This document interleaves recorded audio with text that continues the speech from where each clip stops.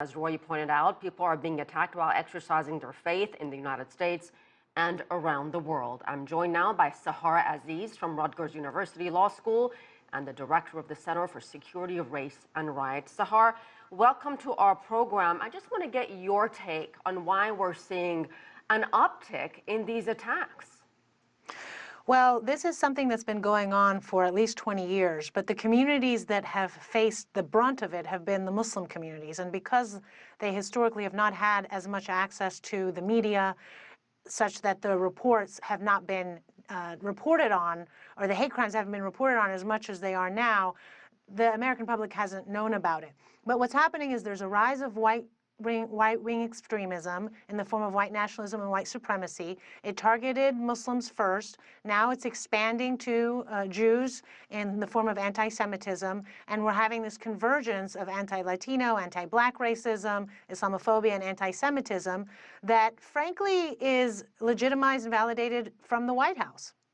You know, it was a white nationalist who murdered 50 people in New Zealand, white nationalist behind a synagogue attack in Pittsburgh, 2015 church massacre in Charleston, South Carolina, Charlottesville, Virginia. I mean, really, the list goes on and on. How much of a threat, in your opinion, are white nationalists in the United States?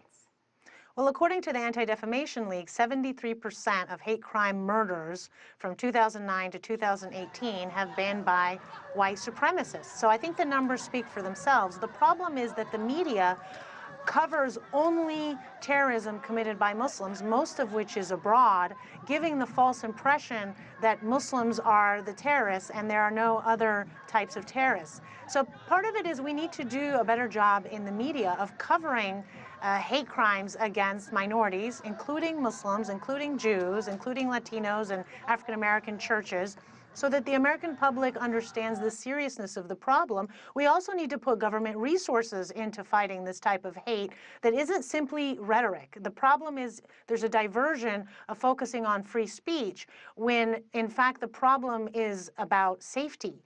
It's about physical security of houses of worship and of individuals who are identifiably Muslim or Jewish based on the way they dress or their names. And I can tell you, for our part, you're talking about media having a responsibility. We don't just cover attacks against Jews or Muslims or Christians. We cover attacks about every individual in any place of worship. So just to clarify that for you, U.S. President Donald Trump says he doesn't think white nationalism is a growing threat. He says it's a small group of people that have very, very serious problems. And let me guess, you clearly disagree with that statement.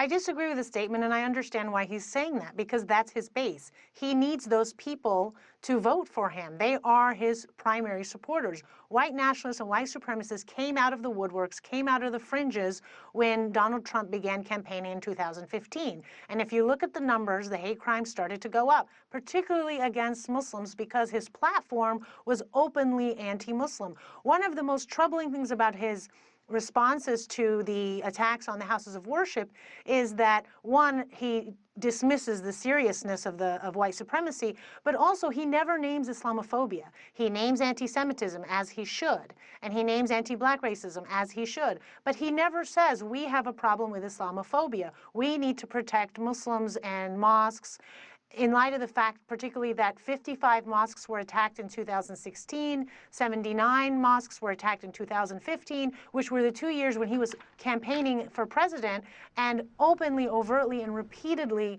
vilifying Muslims and associating them with terrorism. We'll have to leave it there. Sahar Aziz, thank you so much.